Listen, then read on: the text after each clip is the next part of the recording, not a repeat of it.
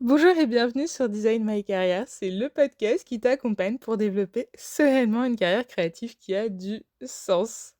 Coucou, c'est Erika. Je viens d'enregistrer le podcast précédent, je suis toujours en mode big smile.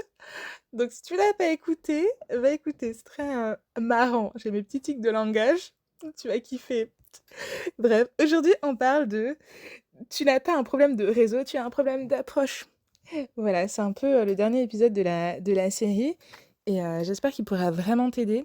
J'essaie de donner mon maximum pour, te donner des conseils que je n'aurais pas encore évoqués dans les précédents épisodes. Généralement, il faut faire appel à son réseau pour trouver du travail et des missions. Tu sais, ça sonne un peu comme une sorte d'injonction comme ça. Je suis d'accord, personnellement, mais ça sonne comme une injonction. Et le problème, en fait, c'est que si tu n'en as pas ou que tu as l'impression que ton réseau n'est pas efficace, tu as l'impression, en fait, que c'est comme si que, il te manquait quelque chose. Donc, là, l'idée de toute cette série, c'est de te donner, en fait, des conseils et des astuces pour pouvoir y remédier. Mais aussi, il faut se tranquilliser avec ça. Il y a des gens qui trouvent du travail sans avoir un réseau et qui trouvent des missions aussi sans avoir un réseau. Le réseau, en fait, pour moi, c'est une stratégie de long terme. C'est-à-dire qu'en fait, tu commences à baliser, à mettre un peu des jetons dans la machine, tu vois. Un peu, tu sais, comme les jeux, en fait, qui font glisser les pièces un peu au fur et à mesure, un peu.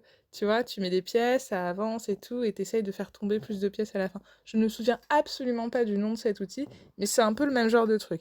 C'est que tu sais pas quelle est la pièce qui va en fait faire un peu un effet domino sur toutes les autres, et d'un coup te faire gagner le gros lot.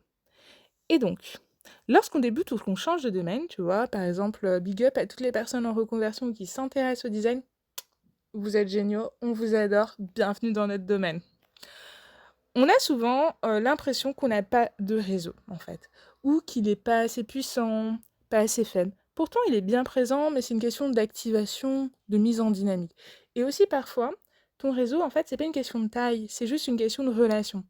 Parfois, tu peux avoir deux personnes dans ton réseau, mais deux personnes, t'as Bibi et t'as Titi, et Bibi, elle est hyper au taquet, dès qu'elle voit quelque chose, elle pense à toi, et t'as Titi qui essaie de te mettre en relation avec la planète entière, tu vois. Donc c'est ça aussi la différence, c'est aussi qui sont les gens, qui sont les piliers aussi de ton réseau, sur qui tu peux compter, qui vont te solliciter. Et toi aussi, quel rôle est-ce que tu joues? Parce que pour que ton réseau soit dynamique, il faut pas que tu sois passif, il faut pas que tu restes dans ton coin.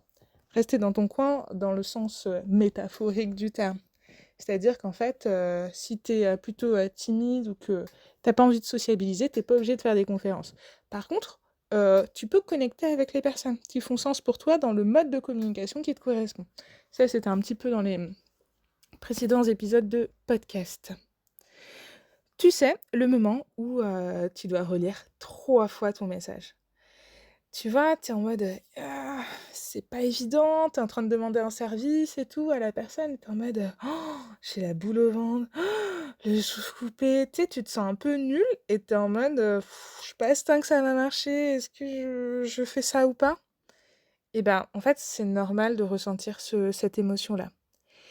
Mais l'idée, c'est que tu puisses avoir une stratégie qui t'évite de ressentir ça. Parce que c'est sûr que si tu sollicites ton réseau un peu last minute ou quand tu as un besoin urgent, ça met une pression de dingue, à la fois sur toi en premier, mais aussi sur les gens qui veulent parfois essayer de t'aider, mais qui savent pas trop, et ça crée parfois des frustrations des deux côtés. Bon, sans compter les gens qui ne te répondront jamais, parce que bah, tu les sollicites, mais ils savent pas qui t'es en fait, tu vois, ou ils ont déjà oublié qui t'avait vu à la conférence précédemment. L'idée, ça va être de solliciter ton réseau en toute simplicité, sans te prendre des vents, digne d'un ouragan, tu vois. Dans mon programme Design My Career, l'idée c'est d'avoir un réseau aligné avec qui tu es. Donc en fait, on a toute une partie de l'accompagnement qui va se concentrer à savoir qui tu es, en fait, comme individu, quelles sont tes forces et quels sont tes atouts. Parce que, imaginons que tu es une personne très éloquente.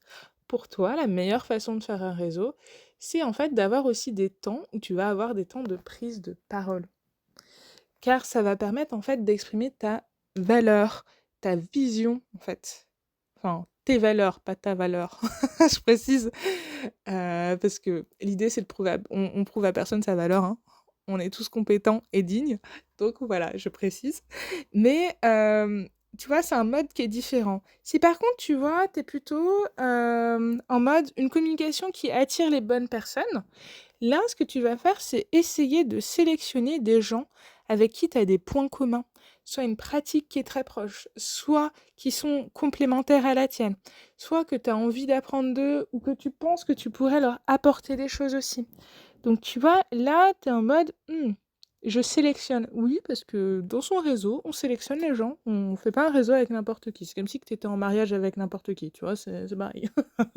Ça, il faut pas faire ça. Parce que t'as pas envie d'être dans un réseau toxique, parce qu'on n'en parle pas, mais ça existe.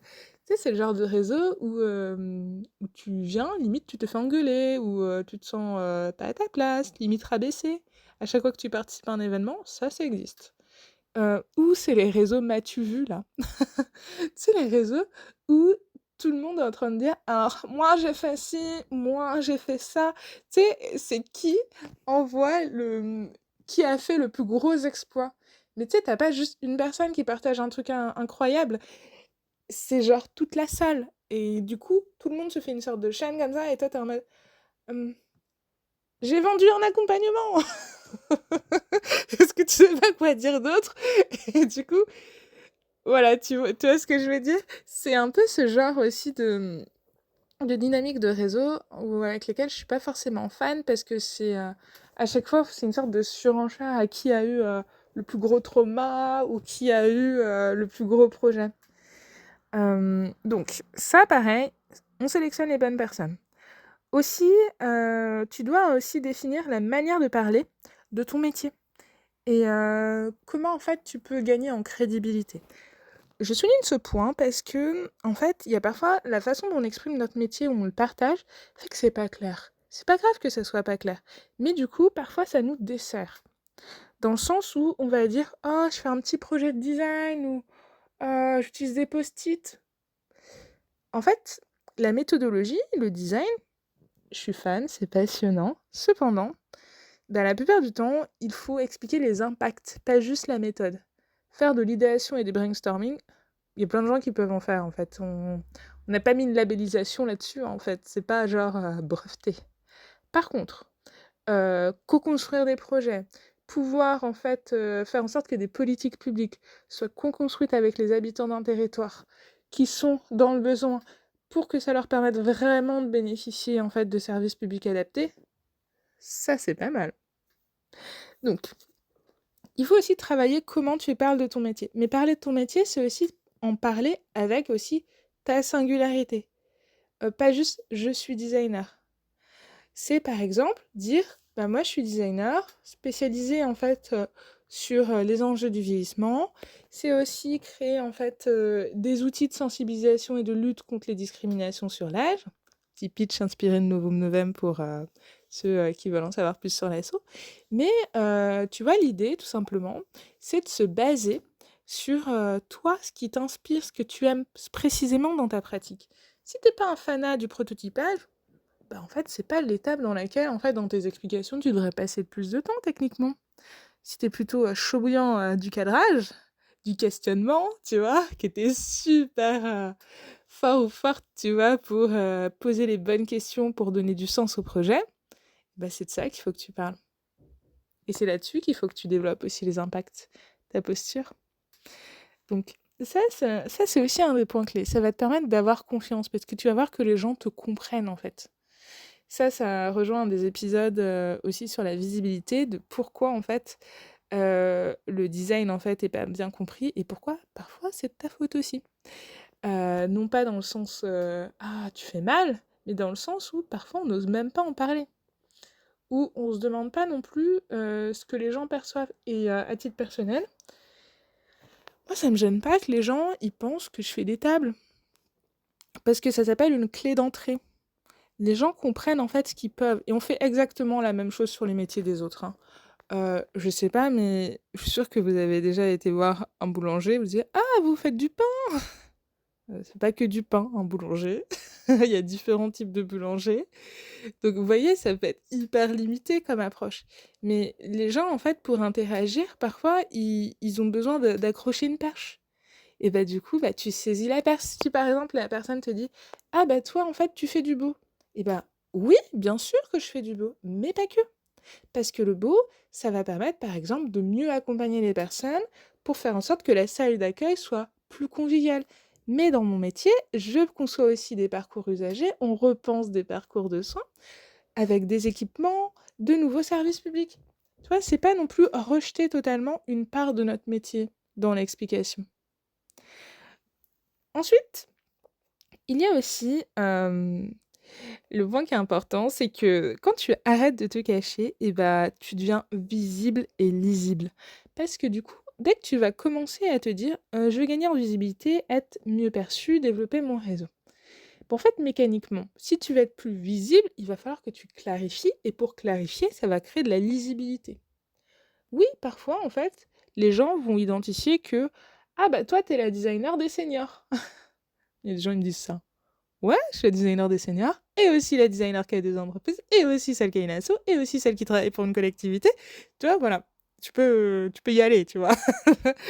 Mais parfois, en fait, selon les contextes, c'est pas grave de segmenter la perception que les gens ont de ton métier ou de ce que tu fais.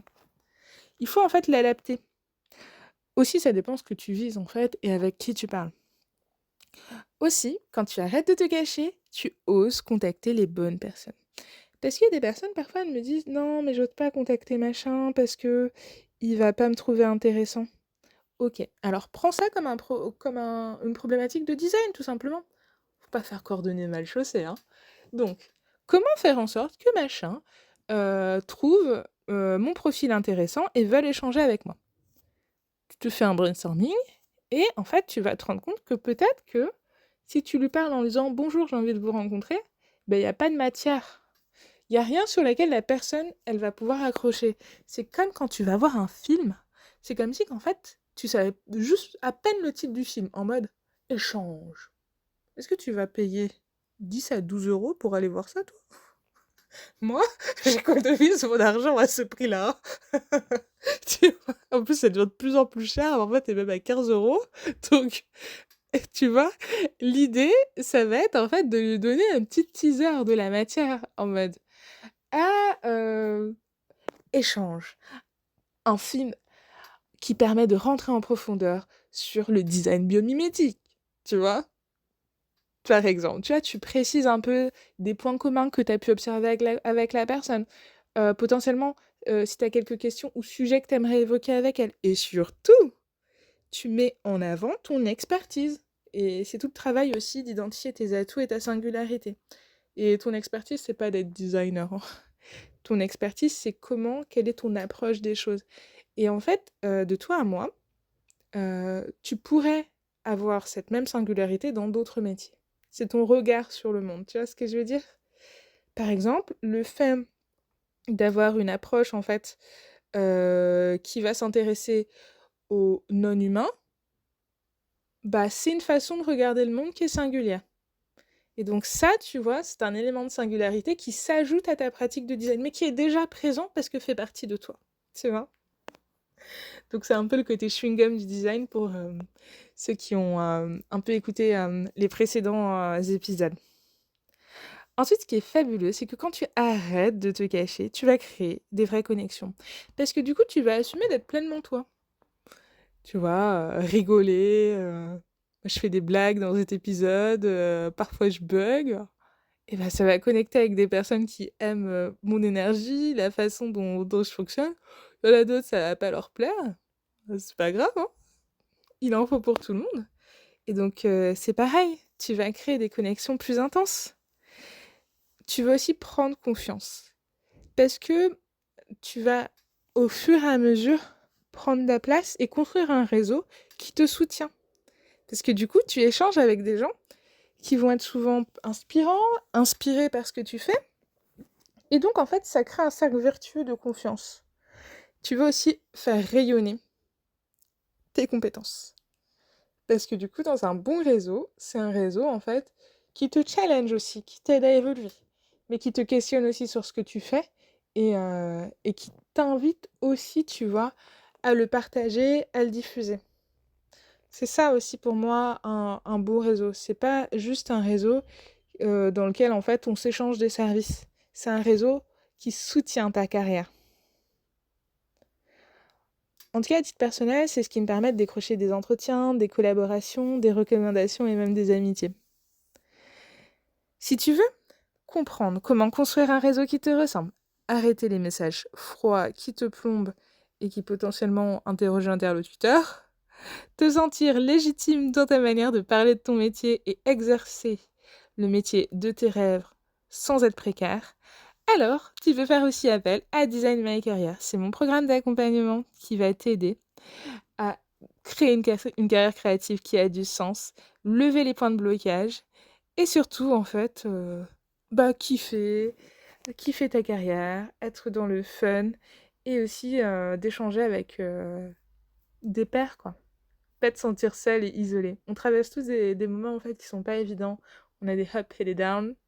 Mais c'est pas pour autant en fait qu'il faut rester là-dedans. On peut se soutenir collectivement. Donc, viens discuter avec moi. En tout cas, merci beaucoup d'avoir écouté cet épisode. C'est vraiment un plaisir. J'espère que ce nouveau format un peu plus catchy avec une semaine d'épisodes te plaît.